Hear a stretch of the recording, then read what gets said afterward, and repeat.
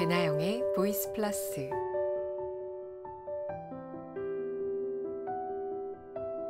부처님 오신 날을 맞아 법정 스님의 글 읽어봅니다. 법무사에서 나왔던 무소유 들고 왔어요. 이 책에 고 김수환 추기경님이 추천사를 남기셨죠. 이 책이 아무리 무소유를 말해도 이 책만큼은 소유하고 싶다라고 쓰셨는데요. 저도 그렇습니다. 법정 스님이 아무리 무소유를 말씀하셔도 이렇게 스님이 쓰셨던 책들은 계속 소유하게 되네요. 생전에 하셨던 말씀들 떠올리면서 무소유 읽어볼게요. 무소유, 법정, 법무사.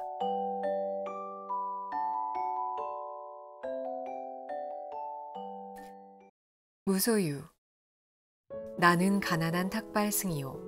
내가 가진 거라고는 물레와 교도소에서 쓰던 밥그릇과 염소젓 한 깡통, 허름한 담요 6장, 수건, 그리고 대단치도 않은 평판, 이것뿐이요.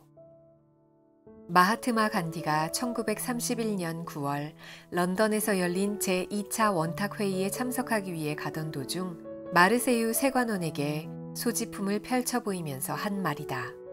K. 크리팔라니가 엮은 간디 어록을 읽다가 이 구절을 보고 나는 몹시 부끄러웠다. 내가 가진 것이 너무 많다고 생각되었기 때문이다. 적어도 지금의 내 분수로는 그렇다. 사실 이 세상에 처음 태어날 때 나는 아무것도 갖고 오지 않았었다. 살 만큼 살다가 이 세상의 적에서 사라져 갈 때에도 빈손으로 갈 것이다. 그런데 살다 보니 이것저것 내 몫이 생기게 되었다. 물론 일상에 소용되는 물건들이라고 할 수도 있다. 그러나 없어서는 안 될 정도로 꼭 요긴한 것들만일까? 살펴볼수록 없어도 좋을 만한 것들이 적지 않다. 우리들이 필요에 의해서 물건을 갖게 되지만 때로는 그 물건 때문에 적잖이 마음이 쓰이게 된다. 그러니까 무엇인가를 갖는다는 것은 다른 한편 무엇인가에 얽매인다는 뜻이다. 필요에 따라 가졌던 것이 도리어 우리를 부자유하게 얽어맨다고 할 때 주객이 전도되어 우리는 가짐을 당하게 된다. 그러므로 많이 갖고 있다는 것은 흔히 자랑거리로 되어 있지만 그만큼 많이 얽혀 있다는 측면도 동시에 지니고 있다. 나는 지난해 여름까지 난초 2분을 정성스레 정말 정성을 다해 길렀었다. 3년 전 거처를 지금의 달의 헌으로 옮겨왔을 때 어떤 스님이 우리 방으로 보내준 것이다.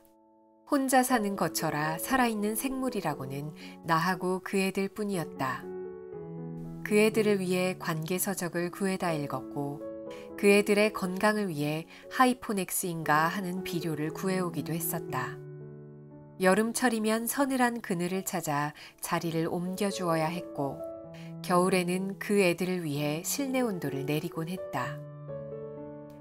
이런 정성을 일찍이 부모에게 바쳤더라면 아마 효자 소리를 듣고도 남았을 것이다. 이렇듯 애지중지 가꾼 보람으로 이른 봄이면 은은한 향기와 함께 연두빛 꽃을 피워 나를 설레게 했고 잎은 초승달처럼 항시 청청했었다. 우리 달의 헌을 찾아온 사람마다 싱싱한 난초를 보고 한결같이 좋아라 했다. 지난해 여름 장마가 갠 어느 날 봉선사로 운어노사를 뵈러 간 일이 있었다. 한낮이 되자 장마에 갇혔던 햇볕이 눈부시게 쏟아져 내리고 앞 개울물 소리에 어울려 숲속에서는 매미들이 있는 대로 목청을 돋구었다. 아차, 이때서야 문득 생각이 난 것이다. 난초를 뜰에 내놓은 채 온 것이다. 모처럼 보인 찬란한 햇볕이 돌연 원망스러워졌다. 뜨거운 햇볕에 늘어져 있을 난초잎이 눈에 아른거려 더 지체할 수가 없었다. 허둥지둥 그 길로 돌아왔다. 아니나 다를까 잎은 축 늘어져 있었다. 안타까워하며 샘물을 길어다 축여주고 했더니 겨우 고개를 들었다. 하지만 어딘지 생생한 기운이 빠져나간 것 같았다. 나는 이때 온몸으로 그리고 마음속으로 절절히 느끼게 되었다. 집착이 괴로움인 것을. 그렇다. 나는 난초에게 너무 집념한 것이다. 이 집착에서 벗어나야겠다고 결심했다. 난을 가꾸면서는 산철에도 나그네 길을 떠나지 못한 채 꼼짝을 못했다. 밖에 볼 일이 있어 잠시 방을 비울 때면 환기가 되도록 들창문을 조금 열어놓아야 했고, 분을 내놓은 채 나가다가 뒤미쳐 생각하고는 되돌아와 들여놓고 나간 적도 한두 번이 아니었다. 그것은 정말 지독한 집착이었다. 며칠 후 난초처럼 말이 없는 친구가 놀러왔기에 선뜻 그의 품에 분을 안겨주었다. 비로소 나는 얽매임에서 벗어난 것이다. 날아갈 듯 홀가분한 해방감. 3년 가까이 함께 지낸 유정을 떠나보냈는데도 서운하고 허전함보다 홀가분한 마음이 앞섰다. 이때부터 나는 하루 한 가지씩 버려야겠다고 스스로 다짐을 했다. 난을 통해 무소유의 의미 같은 걸 터득하게 됐다고나 할까. 인간의 역사는 어떻게 보면 소유사처럼 느껴진다. 보다 많은 자기네 몫을 위해 끊임없이 싸우고 있다. 소유욕에는 한정도 없고 휴일도 없다. 그저 하나라도 더 많이 갖고자 하는 일념으로 출렁거리고 있다. 물건만으로는 성에 차지라나 사람까지 소유하려 든다. 그 사람이 제 뜻대로 되지 않을 경우는 끔찍한 비극도 불사하면서 제 정신도 갖지 못한 처지에 남을 가지려 하는 것이다. 소유욕은 이해와 정비례한다. 그것은 개인뿐 아니라 국가 간의 관계도 마찬가지다. 어제의 맹방들이 오늘에는 맞서게 되는가 하면 서로 으르렁대던 나라끼리 친선사절을 교환하는 사례를 우리는 얼마든지 보고 있다. 그것은 오로지 소유의 바탕을 둔 이해관계 때문이다. 만약 인간의 역사가 소유사에서 무소유사로 그 방향을 바꾼다면 어떻게 될까? 아마 싸우는 일은 거의 없을 것이다. 주지 못해 싸운다는 말은 듣지 못했다. 간디는 또 이런 말도 하고 있다. 내게는 소유가 범죄처럼 생각된다. 그가 무엇인가를 갖는다면 같은 물건을 갖고자 하는 사람들이 똑같이 가질 수 있을 때 화난다는 것. 그러나 그것은 거의 불가능한 일이므로 자기 소유에 대해서 범죄처럼 자책하지 않을 수 없다는 것이다. 우리들의 소유관념이 때로는 우리들의 눈을 멀게 한다.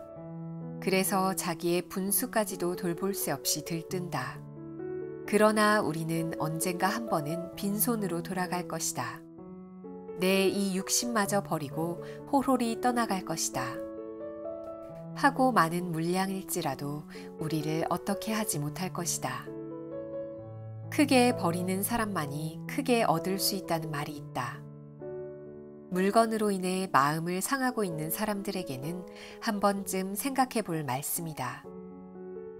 아무것도 갖지 않을 때 비로소 온 세상을 갖게 된다는 것은 무소유의 또 다른 의미이다. 1971년.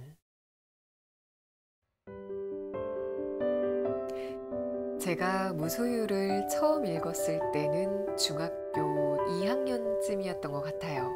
가끔 이렇게 꺼내어 읽는데 읽을 때마다 참 느낌이 다르네요. 아무것도 갖지 않을 때 온 세상을 갖게 된다는 말씀 다시 한번 새겨봅니다. 마음을 비우고 온 세상을 마음에 담는 하루 되시길 바라요. 우리는 다음 이 시간에 또 만나요. 배나영의 보이스 플러스.